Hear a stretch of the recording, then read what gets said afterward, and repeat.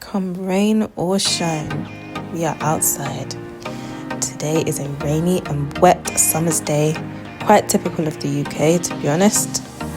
But that's not a hindrance to progress. We can still make the most of a light workout even when the weather might not be what you first hoped. So when doing an outdoor exercise in the wet conditions, please be sure to take a little bit of extra care. There's an increased propensity to slip because of wet, especially where there are leaves. However, there are a number of benefits to exercising outdoors in the cold and the wet weather. If, like me, you have a tendency to overheat quickly with exercise, the cooler temperatures can make your workout just that little bit more enjoyable and to last a little bit longer. This will mean that you'll maximize the benefits you'll be getting whilst maintaining a comfortable temperature and hopefully enjoying it just that little bit more. It's also beneficial from a clean air perspective.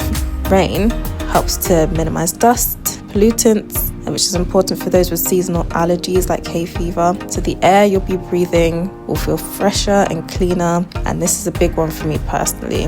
The fresh air is so refreshing and particularly great if you're a morning exerciser. I had to just stop and take a moment to appreciate the views that I was seeing.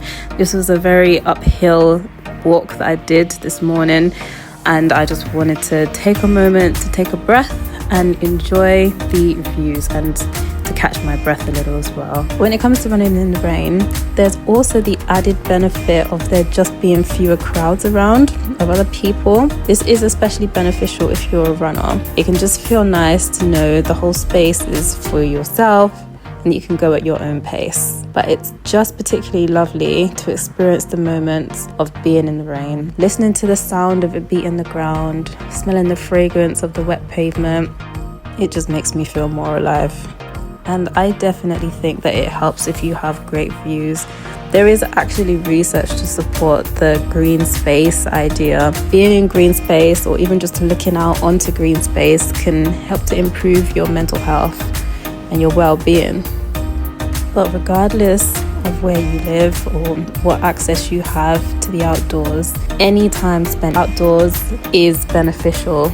Walking alone can be a great time for meditation and self-reflection, and a time for self-care and just telling yourself, reminding yourself that you're important and that you deserve a rest, a breather, and this moment to just be at one with yourself. Self-care comes in many forms, and for me, this is just one of my favorite ways to remind myself that I love myself and to dedicate some time for me. Something that can be nice on a long walk is to listen to an audiobook. It can be something educational or it could be something entertaining. Also great are podcasts. At the moment, I think on this particular day, I was listening to Diary of a CEO, and I'm listening to them all from start to finish because I pretty much just started the podcast, and I'm a very linear person, so I like to go from front to back. So I'm starting all the way from the start and working my way up. And fingers crossed I actually make it, because there are so many episodes of that podcast now. I wonder if I'll ever make it to the end. And if I never do, maybe that's a good thing because I'm thoroughly enjoying it. So Stephen Bartlett, please, if you listen to this, keep working. But if you want to just spend this time to be with your thoughts and to clear your mind, like I said, it is an excellent time for meditation.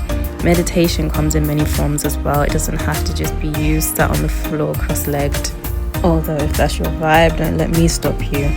But however you choose to spend the rest of your day, I hope it is a happy one. Thank you for spending this time with me. Bye.